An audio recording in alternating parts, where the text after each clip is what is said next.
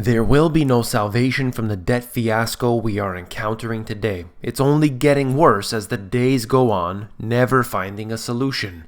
There's no way to correct the issue simply by applying more debt on top of debt, or restructuring the debt, or by hiding the debt under the carpet. But this is what the money masters and the powers that be do every single day. Are you ready for the roller coaster ride? You came here for the truth, so let me unveil that for you. Today we are going to talk about debt in all forms. I have a lot to cover, and it's going to get into various topics here, so let's begin by taking a look at this. Amazon, quote, lotto winners in New York and Virginia see housing jackpot. So essentially right now, there's a housing boom that has been created by Amazon moving into these two cities. This is going to cause yet more people to get into debt they simply cannot afford. They're going further into it with their credit cards, with their mortgages, with their personal line of credits, with their home equity line of credits, and every other form of debt imaginable. This is only going to make matters worse. And for those who are able to sell now, as they describe here in the first paragraph, it's good because they can get out, they can get the money that they wanted, and so on.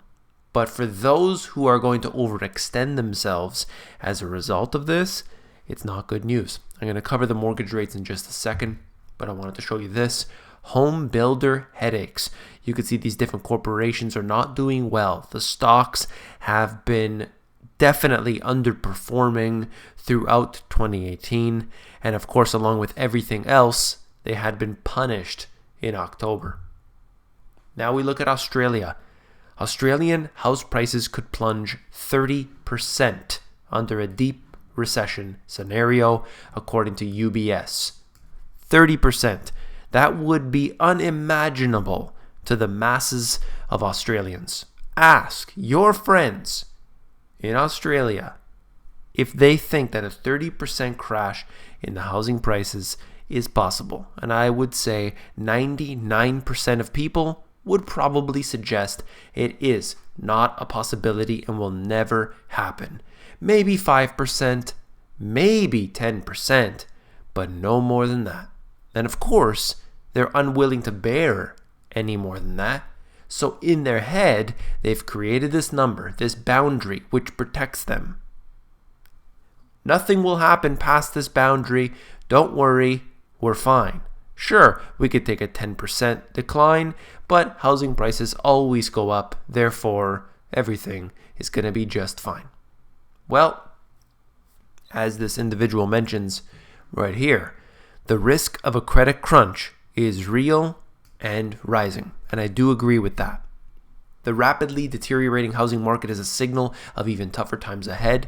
The housing credit squeeze experienced over the last 6 months is expanding. The outlook for banks has not been as challenged since at least 2008. And that's not just Australia. We see this all over the world. The banks are strained today. It doesn't matter if Warren Buffett buys into the banks. What matters is their underlying balance sheets. What matters is the amount of derivatives they have and things that are off the books.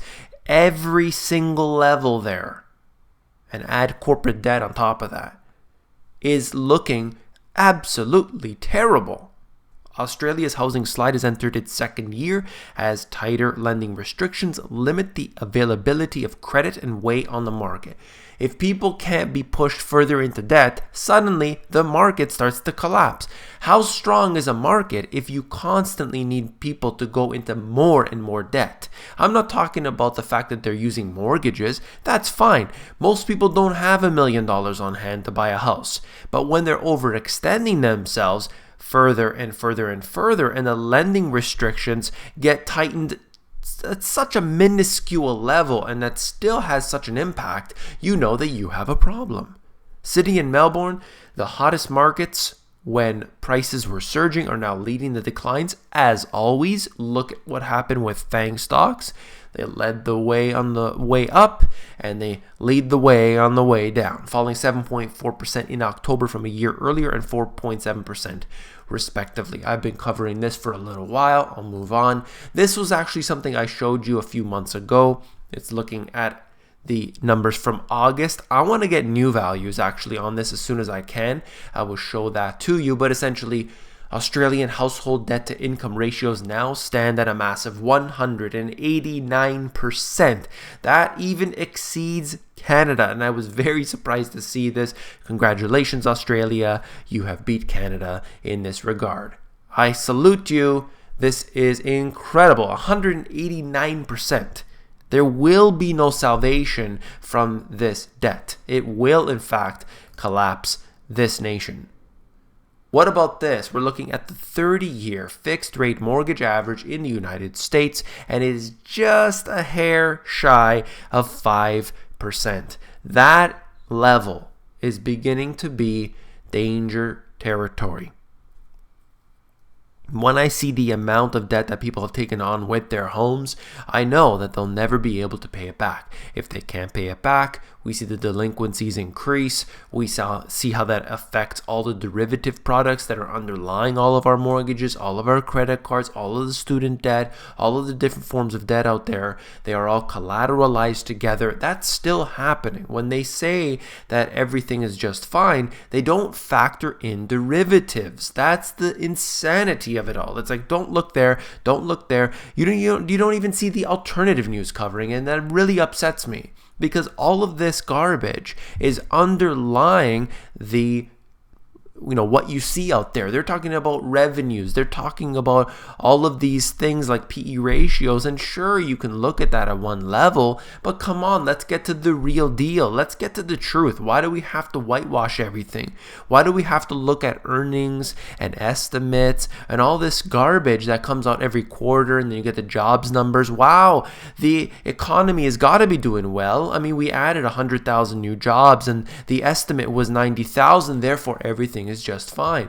It's so garbage. I hate reading that stuff. I really do. And that's why I try not to bring it to you, instead as a form of comedy. But here we are. Borrowers flee empty malls and bond investors brace for a fallout. So the REITs, REITs, are handing over the keys to properties as defaults near. You have a problem when even the REITs can't handle it because they are very profitable for the owners there. They are the ones who can take essentially an investment that's not a very good investment and be able to profit big time off of it. Things are getting worse for malls across America, so much worse that their owners are walking away early from struggling properties, a trend that has mortgage bond investors bracing for losses. It's only going to get worse as interest rates increase, as the retail continues to die. You will see this problem become exacerbated as the days, the weeks, the months go on. There's no doubt about that. Americans are cutting back on how much money they spend. More than 2/3 of U.S. adults say they're making an effort to reduce their monthly budget in order to save more. But saving isn't the only reason. 36% their priority is saving. 24% say that they're curbing their spending because their income hasn't changed. And I have to figure, is it only 24% of people that their income hasn't changed? Well, perhaps they feel a little bit overconfident right now. That's going to change as well. About 17% say that they have too much debt. I'll show you the chart here. What's your biggest reason to spend less? So you'll see that definitely people say they need to save more. What that means exactly, it's up to your interpretation. I think that people are far into debt. So that number of having too much debt, 17%, should be a lot higher. People don't see the need to save until they become overburdened by the amount of debt that they have. That's the way I see it anyway. And this is quite sad. I'll try to just read it and quickly move on. The welfare generation, 51.7% of kids in 2017 lived in households getting government assistance. This number is absurdly high. That is according to the Census Bureau. And I just think of, I'm going to move on. That's the chart basically showing that we're not at the peak, but certainly it is at too high of a level. And this here is, to finish off the video, Chicago, my goodness. How the hell did this one get passed? PlayStation users in Chicago on Wednesday began paying a 9% tax on streaming content as the gaming company starts complying with a city levy. So apparently the city has an amusement tax. Now maybe I covered it at the time, but I don't seem to remember that now. I probably did if it was in the news.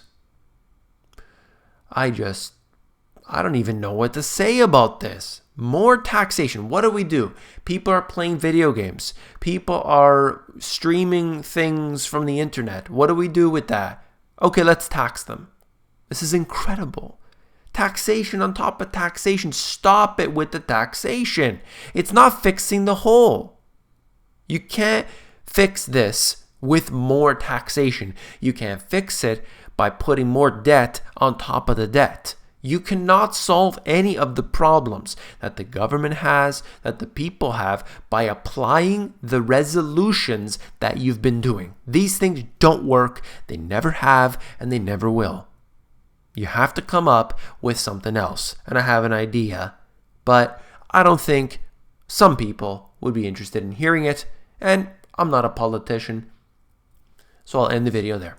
If you found the video informative, please give me a thumbs up. And give me a thumbs up, it helps to support this channel, so I do appreciate that very much. And last but not least, if you want the financial education you were not taught in school on purpose, intentionally to keep you from the truth, well then, these two books have it all. You can check them out at the link in the description. Also, I have videos at my website, themoneygps.com, where I just basically go through it very quickly to break down what you'll see in the books. And if you're more interested in the audiobook version, you can also get that at themoneygps.com.